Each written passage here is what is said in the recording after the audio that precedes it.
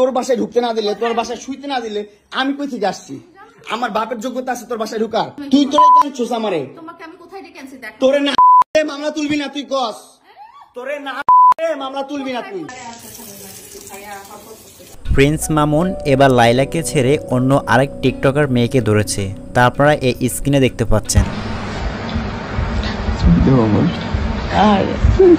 Prince Mamun এবং লাইলার এই ভিডিওটা ব্যাপক পরিমাণে ভাইরাল। আপনাদেরকে আমি রিকোয়েস্ট করব আজকের ভিডিওটা ধৈর্য সহকারে সম্পূর্ণ দেখবেন। তারা যে সমস্ত কথাগুলো বলতেছে এটা আসলে কতটা যৌক্তিক কথা বলতেছে, আসলে এখানে দোষটা কে করেছে, প্রিন্স মামুন করেছে নাকি লাইলা করেছে, এই ভিডিওটা সম্পূর্ণ দেখার পরে আপনারা বিবেচনা করতে পারবেন। মানে কিছুদিন পর পর প্রিন্স মামুন আর লাইলা তারা এই কাণ্ড, এই নাটকগুলো কি কারণে করে? সাধারণ মানুষকে হয়রানি করতেছে, তারা যখন আলোচনা নেয় তখন আবার আলোচনা আসার জন্য চেষ্টা করতেছে। হ্যাঁ কি করতেছি আবার বল? এই যে দেখছেন আসল রূপ। তুই আমার লাইফটা হেল করে দিতেছিস কেন?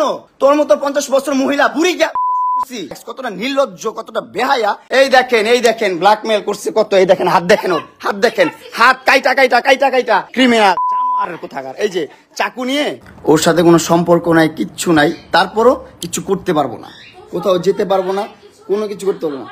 শোনো, তোমার মতন মহিলা, তোমার মতো জঘন্য মহিলা আমি আমার লাইফে দেখি নাই। তোমার মতন জঘন্য মহিলা আমি আমার লাইফে দেখি নাই। বিশ্বাস করো, তুমি এতটা হিটলার, এতটা বুদ্ধি তোমার মাথায়। শোনো, তুমি এতটা হিটলার, তুমি এতটা জঘন্য।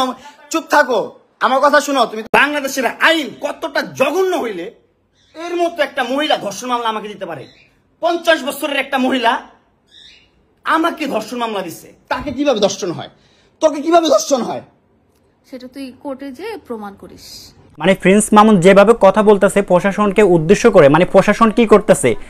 আরে ভাই, তুমি যেভাবে কথা বলতেছো মনে হয় প্রশাসন তোমার কিনা সম্পত্তি, মানে তোমার বাবার সম্পত্তি। তুমি যেভাবে বলবা তাদেরকে তারা ওইভাবে উঠবে। তারা তোমার থেকে শিখতে হবে কিভাবে মানে চলাইতে হবে, কিভাবে কি করতে হবে। তোমরা যে সমস্ত নাটক করতেছো, মানে একের পর এক সাধারণ মানুষকে হয়রানি করতেছো, তারপর নিজেরা মানে আলোচনা সমালোচনা আসার জন্য অনেক ধরনের তোমরা কাণ্ড করতেছো। এদিকে আবার আয়সা প্রশাসনকে ঠেট দিতেছো, প্রশাসনকে বাজে মন্তব্য করতেছো। আর মেয়ে তোমরা আগে ঠিক হও, তোমরা ঠিক হলে তো আর এরকম মানুষের তোমাদেরকে নিয়ে এরকম কথা বলবে না।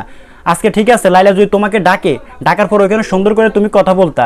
এখন তোমাদের কি হয়েছে না হয়েছে তোমরা সম্পূর্ণ ভিডিওটা, এখন লাইলা কিন্তু ছাড়া নাই, ছাড়ছে কে? প্রিন্স মামুন তার ফেসবুক সোশ্যাল মিডিয়াতে ছাড়া দিয়েছে। ভিডিওটা ব্যাপক পরিমাণে ভাইরাল।